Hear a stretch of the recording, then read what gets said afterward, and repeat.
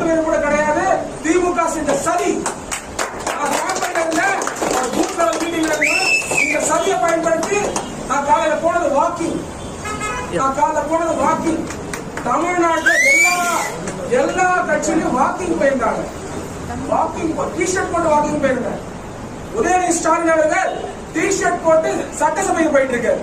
நான் டி-ஷர்ட் போட்டு வாக்கிங் தான் போனேன். ஆனா எல்லாரும் நினைச்சாங்க நான் கேம்பெயின் ஸ்டார்ட் பண்ணிட்டேன். நான் வந்து எல்லாரும் சந்திச்சுட்டு இருந்தேன். அப்புறம் ஓபன் பண்ணி பார்த்தா கேம்பெயின் ஸ்டார்ட் பண்ணிட்டேன்.